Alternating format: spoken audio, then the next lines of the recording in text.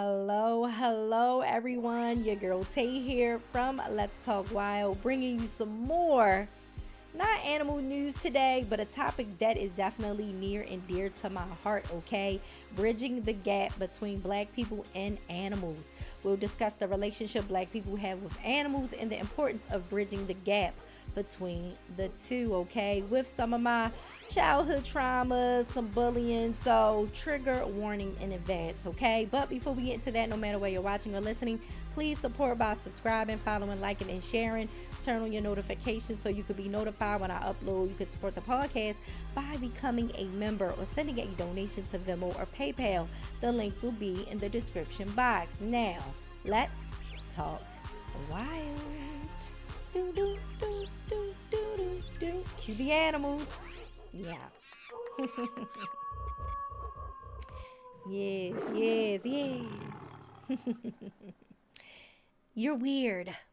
You're obsessed. That was some of the things that were told to me by other children growing up in the inner city. Um, it was always something. Like I just could not catch a break. Like you like reading, you're weird. You like plants and you like to garden, you're weird.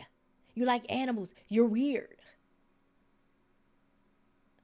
Oh, she like boxing. Oh, nothing. Crickets, okay? Literally crickets. I wish I had my sound. My. You know what? Next time I'm gonna upload the cricket sound, okay? I'm gonna have it for next time. But no, for real.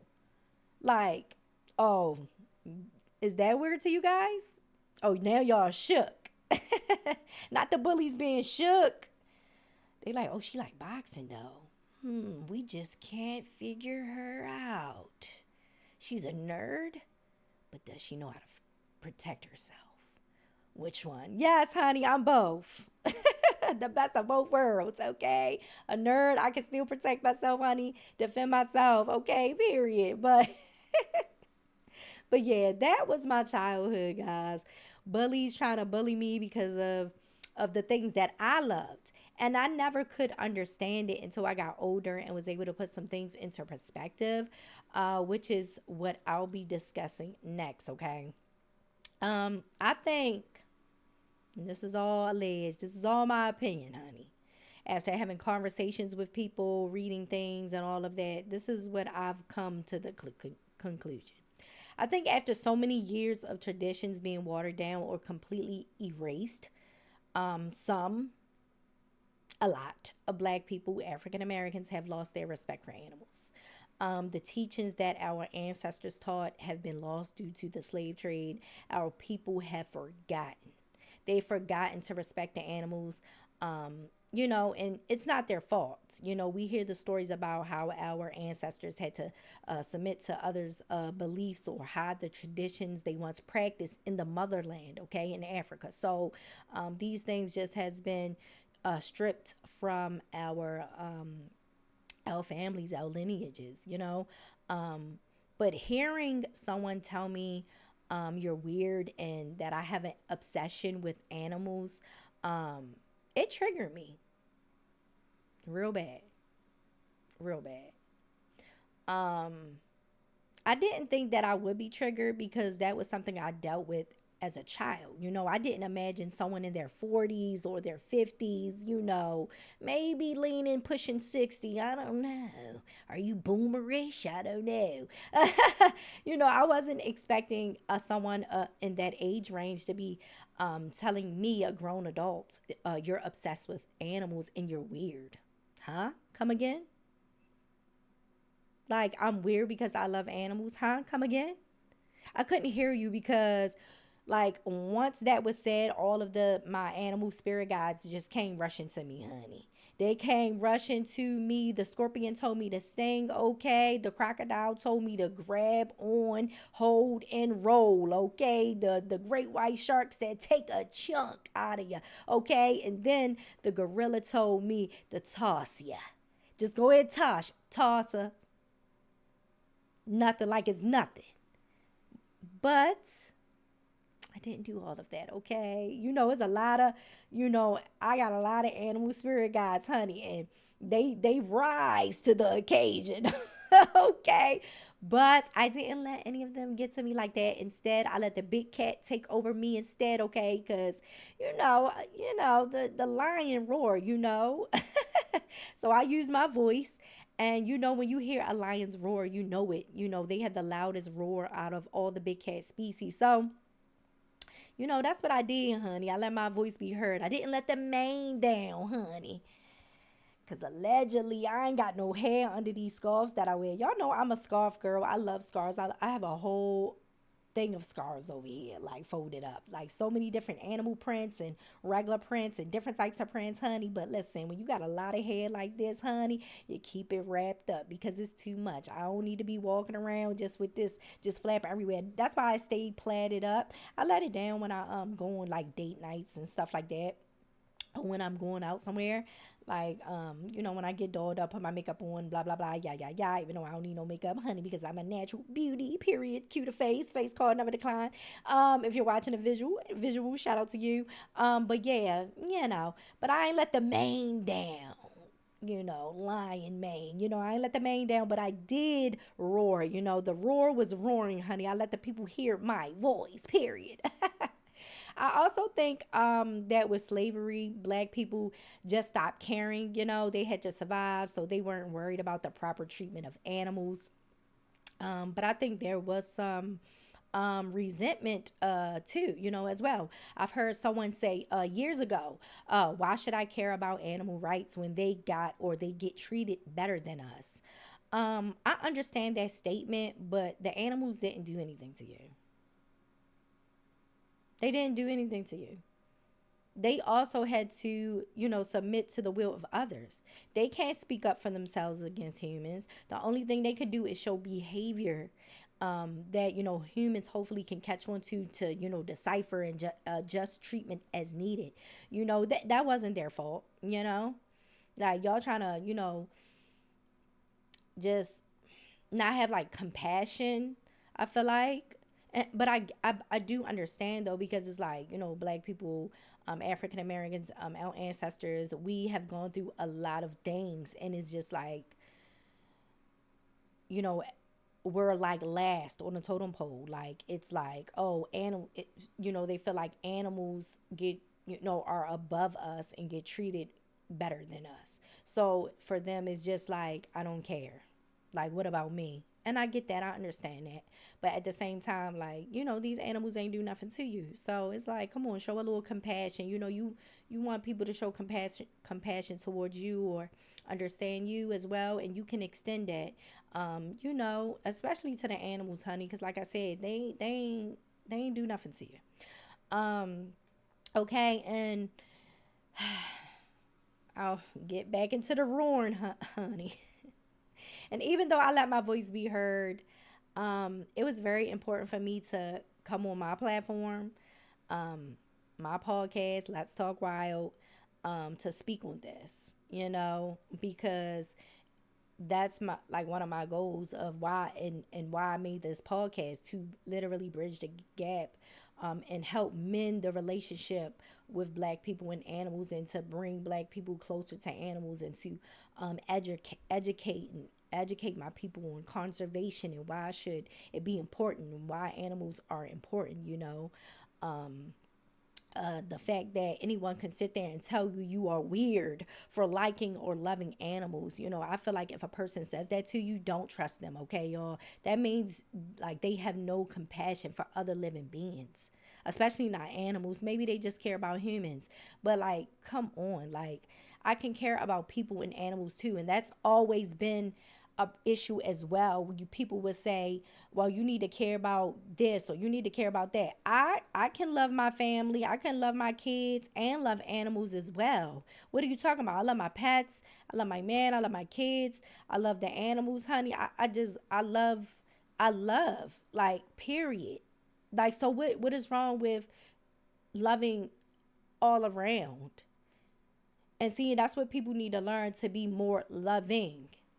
They people be so nasty, so rude, okay? So nasty, so rude, for no reason. They be saying disgusting things to people. It's like, this world is just, just nasty. The things that people say online, and the things that people write online is just horrible, horrible. Talking about, people's motherhood, and wishing things happen to people, like crashing and crashing out, and death, and just people. It's just a lie, and it's not right. It's not right. All because somebody loves animals.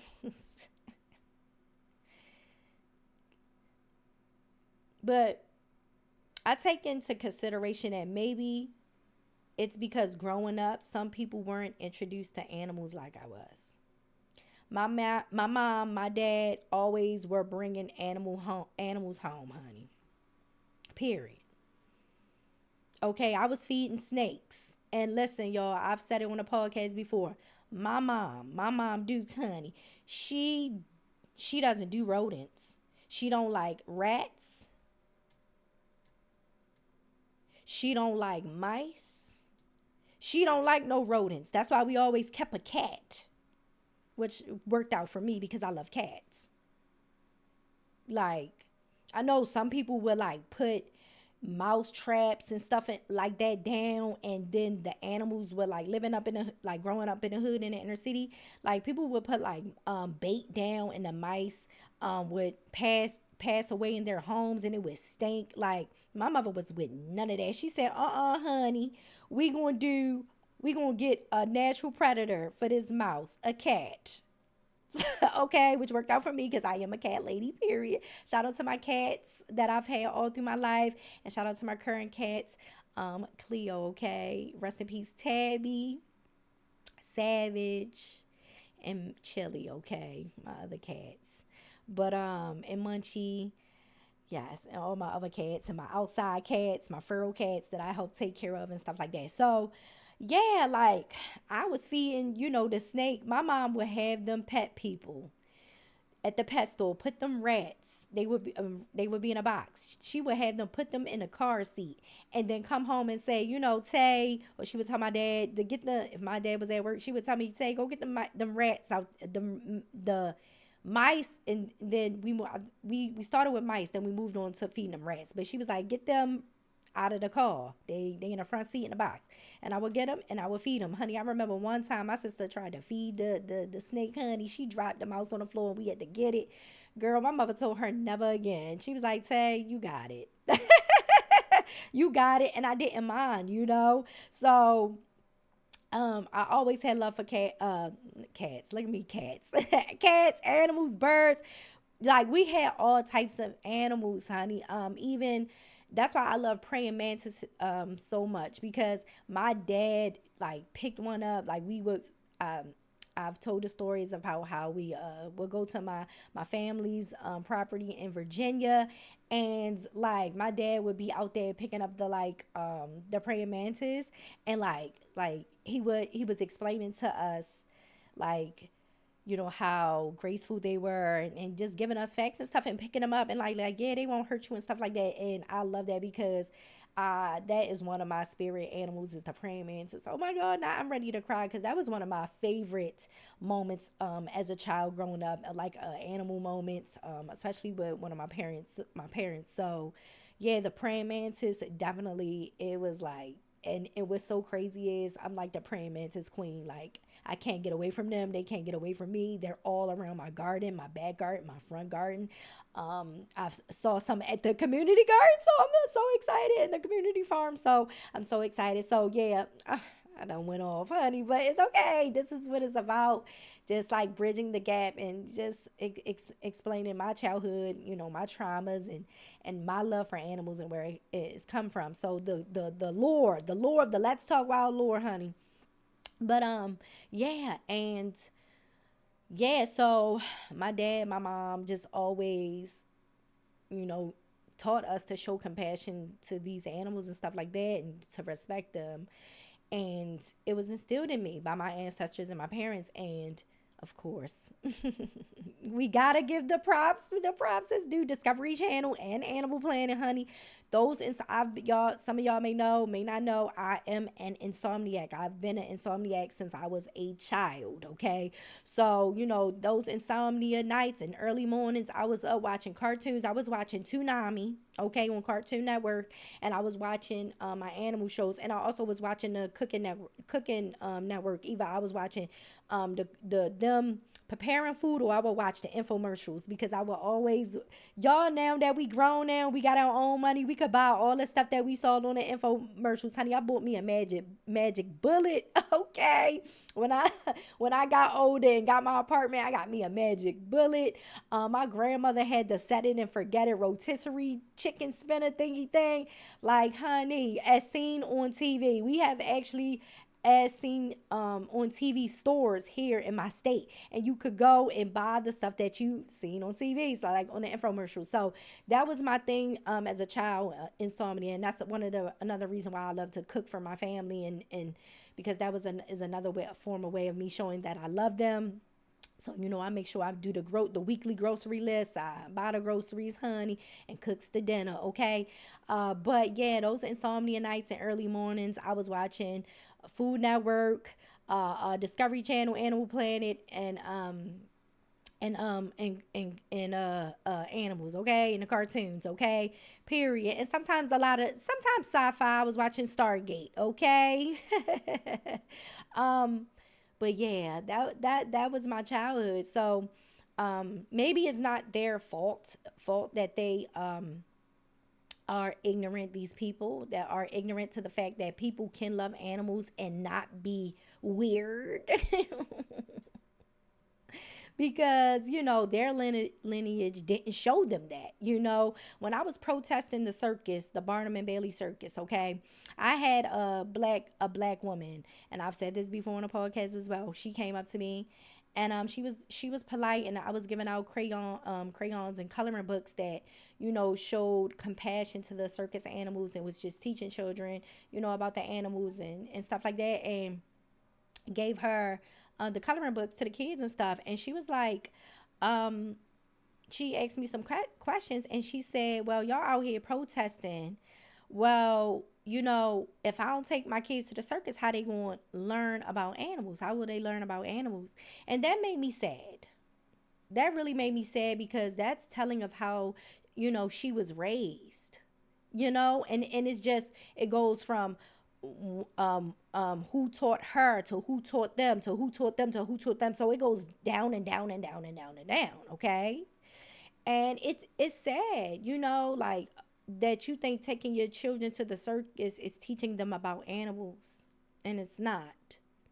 It's just teaching them that you know it's okay to like pack them up and travel with them from across the country. But shout out to me and the other protesters out there. Shout out to y'all that worked hard to get that circus shut down. So, we ain't even wanted to get shut down. We just wanted the animals to be taken out. They could have continued with, the acts, the dirt bikes, and the trapeze and all that. We just wanted, the animals out of there. Um, but yeah, that was sad to me. But I think the behavior has to stop. It has to be a change, because if it doesn't, it's just going to keep going on and on and on. It has to end. It has to end with someone. You know. I think black people should get more into animal conservation and animal rights. And like I said, you want people to show you compassion, but you can't give that grace to another living species. I don't think that's right. And especially a species that, species of animals that are like, they haven't done anything wrong to you. And you just, oh, forget them. Like, that's not right. You know, it's sad. But that's one of the main reasons I started my podcast. That's what I want to do, bridge the gap between black people and animals. You know, um, I will say, just the other day, I posted a short video of Miss Tabitha Brown. And if you know Miss Tabitha Brown, she is like the mama to all of us. okay? And Miss Tabitha Brown, if you ever see this, I love you and thank you. Thank you, thank you. Um, I know she probably she like for what? But I'm gonna tell y'all in a second. But I posted a short video of Miss Tabitha Brown. Check out the Let's Talk Wild shorts for celebrity animal interactions and encounters. Okay, she found a sea snail in Bermuda, and I did my Let's Talk Wild thing, educating the people about the species. And Miss Tab left a comment. She said, "On OMG, I didn't know, but this is wonderful info. Thank you so much for educating me. Much love to you." And I put OMG. Thank you, Miss Tab. Glad I was able to educate you like you do for many of us. All love. Okay. And that filled my soul, y'all. That filled my soul. Because she is a woman, a black woman that I look up to and I hold in high regard, And the fact that she was showing me love, it felt amazing. Because some days are tough, but the universe really be showing me signs to press forward. Love your animals, boo. Love your animals. Educate your people. Don't stop. Keep going. Miss Tab, appreciate it. Thanks so much for educating me. And that's what I want to do. I want to educate my people. Period. Let me get myself together. I don't want to cry. Oh my God, I will, because it's Miss Tab. Y'all don't understand. Like, she is a queen. I just love her so much. So I really appreciate her for showing me love. You know? So, whew. So I won't be triggered, y'all. I won't be triggered anymore by being called weird, because I love animals. I'll just do what I did today and what I'll continue to do, what I've been doing. Educating, bridging the gap. How do you guys feel about it? Leave a comment and let me know. Doom, doom, doom, doom, doom. Thanks for watching or listening. Please support by subscribing, following, liking, and sharing. Turn on your notifications so you can be notified when I upload. You can support the podcast by becoming a member or sending a donation to Venmo or PayPal.